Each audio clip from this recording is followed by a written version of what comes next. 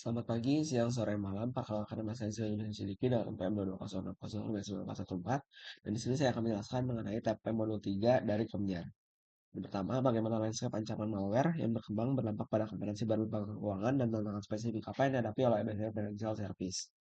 Jadi landscape ancaman malware ini menurut OJK tercatat ada 888 juta serangan dan mayoritas itu pada malware. Jadi dapat dipastikan bahwa landscape ancaman malware ini akan semakin semakin meningkat seiring dengan berkembangnya waktu. Kemudian juga malware ini akhirnya akan dapat berkembang menjadi ransomware yang nantinya akan menyandera dan menginfeksi data untuk meminta tebusan. Selain itu juga informasi sensitif yang didapatkannya juga dapat menjadi celah keamanan untuk penipuan seperti phishing, skimming, dan juga cutlink. Bahkan si landscape-nya ini dapat berubah-ubah juga dan dapat berkembang dengan mengikuti jam sibuk dari bank untuk mengejar kerentanan dari sistemnya. Tantangan spesifik yang dihadapi oleh ABC Financial Service dalam menghadapi ini ada malware ini adalah perlindungan data pelanggan. Karena bagaimanapun malware ini akan mencuri data informasi sensitif dari pelanggan dan harus dilindungi dan menjadi tantangan terbesarnya. Selain itu juga kestabilan IT menjadi tantangan karena peretas ini pastinya akan memanfaatkan kerentanan dari sistem. Jadi sistem yang stabil ini akan sangat membantu dalam menghadapi tantangan. Ancaman internal dan eksternal pun turut menjadi tantangan karena pintu masuk malware ini berasal dari diri sendiri ataupun orang lain. Seperti itu. Untuk nomor dua, potensi konsekuensi dari serangan malware yang berhasil diantisipasi financial service, baik dalam kerugian finansial maupun kerusakan reputasi. Untuk kerugian finansialnya, tentunya yang pasti adalah kehilangan data berharga. Karena data berharga ini seperti data pelanggan, data keuangan, dan data perusahaan akan memberikan permasalahan seperti misalnya kesulitan pengambilan keputusan ataupun mengganggu kelancaran operasional. Dan nantinya pastinya akan menuntun pada kerugian. Selain itu juga pencurian dan penyanderaan data yang meminta uang tebusan tentunya akan memberikan kerugian. Bahkan juga si malware-nya itu sendiri akan memberikan kerugian karena memerlukan uang untuk memperbaiki kerusakannya. Kerugian reputasinya tidak perlu diragukan lagi karena terserang malware itu berarti ada tanda tanya besar pada sistem keamanannya. Tanda tanya ini akan menjadi keresahan bagi para pelanggan maupun para mitra bisnis. Pada akhirnya akan menyebabkan kehilangan kepercayaan dari para pelanggan dan akan menyebar juga melalui media massa maupun media online. Sehingga reputasi bisnis ini akan menjadi turun, bahkan hubungan bisnis dan kemitraan pun akan hilang seperti itu. Dapat juga menyebabkan anjloknya nilai saham yang diakibatkan oleh reputasi yang menurun. Selain itu juga dengan cara apa ABC Financial Service dapat meningkatkan tindakan keamanan cybernya saat ini untuk mendeteksi dan memitigasi ancaman malware di berbagai titik masuk seperti endpoint, jaringan, dan aplikasi web. Jadi dalam meningkatkan keamanan siber perlukan berbagai cara untuk mendeteksi dan memitigasi terjadinya ancaman cyber berupa malware ini pada beberapa titik masuk. Di antaranya adalah ada NGFP, Endpoint Detection Response, Signature Based Detection, Heuristic Analysis, dan Machine Learning and Artificial Intelligence. Untuk NGFW-nya sendiri, itu tuh mampu untuk meriksa traffic dari suatu jaringan hingga tingkat aplikasinya dan dapat memblokir serangan yang tidak terdeteksi pada firewall biasa. Gitu. Untuk endpoint detection response sendiri, ini memiliki kemampuan untuk mendeteksi dan memantau ataupun merespon ancaman endpoint secara real time. Signature based detection-nya ini mengandalkan database dari signature malware yang diketahui untuk mengidentifikasi ancamannya dan jika cocok akan menandainya sebagai bahaya seperti itu. Untuk heuristic analysis sendiri untuk dapat mendeteksi malware dengan menganalisa kode dari programnya. Jika menunjukkan karakteristik yang dikaitkan dengan malware, maka akan ditandai sebagai bahaya. Dan machine learning dan artificial intelligence ini dapat digunakan untuk menganalisa banyak data, kemudian mengidentifikasi polanya dan mengklasifikasikan software ini apakah berbahaya ataupun tidak. Keempat, bagaimana institusi dapat selektif secara menyeimbangkan kenyamanan dan keamanan pengguna dalam menerapkan tindakan deteksi dan pencegahan manual, terutama untuk nasabah yang mengakses layanan perbankan online.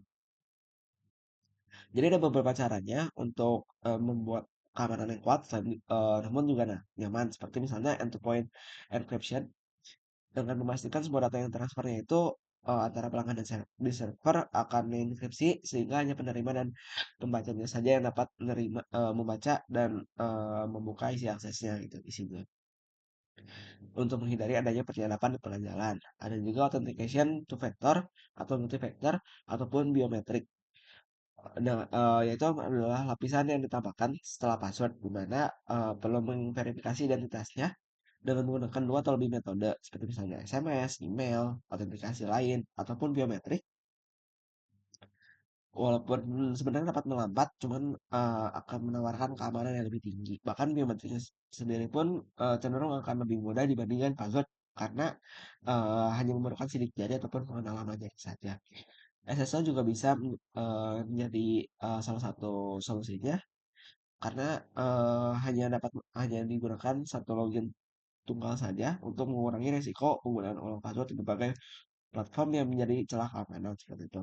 Ada juga security alert yang memberikan peringatan keamanan otomatis pada pelanggan jika terjadi aktivitas yang mencurigakan dan juga ada logout otomatis untuk otomatis logout dari akun pengguna selama periode identitas tertentu. Itu. Untuk nomor 5, peran apa yang dimainkan oleh pelatihan dan kesadaran karyawan dalam mencegah serangan malware dan bagaimana APC Financial Service dapat memastikan bahwa stafnya tetap waspada dan mengetahui tentang keamanan ancaman malware terbaru dan praktik yang terbaik. Tentunya akan meningkatkan kesadaran. Perannya ini eh, bagi para karyawan itu adalah meningkatkan kesadaran dan pengetahuan tentang keamanan cyber karena akan sangat membantu untuk mencegah terjadinya kejahatan cyber.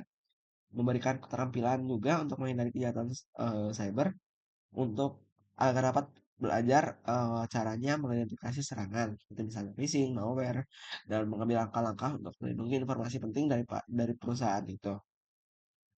Selain itu juga perannya meningkatkan produktivitas karyawan karena secara tidak langsung memberikan pelatihan ini akan memberikan rasa percaya diri dan akhirnya dapat meningkatkan produktivitas dari para karyawan. Selain itu juga untuk memastikan adanya praktik terbaik bisa juga dilakukan pelatihan phishing untuk tetap waspada si karyawannya. Ada juga kepatuhan untuk lebih mengerti dan paham mengenai pengetahuan tentang kebijakan, aturan dan persyaratan hukum perusahaan. Ada juga social engineering yang mana karena sifat manusia ini mudah percaya, jadi perlu dilatih agar selalu waspada dan tidak mudah percaya.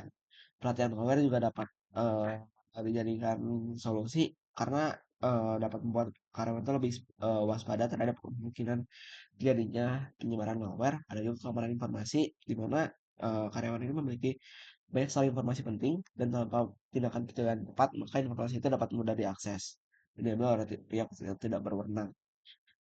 Selain itu nomor 6 diminta untuk mengestimasikan kerugian yang didapatkan dari kejadian tersebut dan bagaimana approach untuk mendapatkan estimasi ini. Jadi untuk pendekatan biaya-biaya sendiri dibagi menjadi tiga, yaitu ada biaya langsung, tidak langsung, dan biaya peluang yang hilang. Untuk langsungnya sendiri itu untuk menangani pelanggaran terdeteksi seperti kegiatan forensik, investigasi, keamanan informasi, denda, dan juga kompensasi pada pihak yang terdampak. Untuk tidak langsungnya sendiri, biaya dari waktu, upaya, dan sumber daya yang diperlukan untuk menutupi kerugian akibat pelanggaran data. Kemudian juga ada biaya peluang yang hilang. Biaya peluang yang hilang ini adalah biaya peluang bisnis yang hilang akibat perusahaan reputasi. Seperti misalnya hilangnya pelanggan potensial, berkurangnya laba karena hilangnya investasi, hilangnya keunggulan kompetitif di pasar, dan lain-lain. Biaya tadi juga sebenarnya dipengaruhi oleh beberapa faktor yang dapat memperkecil atau memperbesar biayanya. Di antaranya adalah jenis data yang terpengaruh, jumlah orang terdampak, dan durasi dampaknya. Kemudian juga terdapat juga beberapa cara yang dilakukan untuk menghitung pelanggaran data, misalnya menggunakan cara ABC, Activity Based Costing, metode yang mengharuskan identifikasi dan perkiraan biaya semua aktivitas perusahaan yang diperlukan untuk mengatasi pelanggaran data. Seperti misalnya mengkategorikannya lebih banyak biaya tidak langsung sebagai biaya langsung dibandingkan dengan analisis biaya konvensional. Ada juga FAIR, faktor analisis of information risk, dan cara kerjanya didasarkan pada taksonomi faktor risiko, bagaimana faktor-faktor tersebut mempengaruhi satu sama lain, yang digunakan untuk mengukur dan mengelola risiko dalam perusahaan. Cara yang terakhir dapat menggunakan intelligence sample calculator yang menggunakan informasi publik dan data dari berbagai situs web yang melacak statistik dari para pelanggan. Mungkin sekian yang dapat saya sampaikan. Terima kasih atas perhatiannya. Selamat pagi, siang, sore, malam.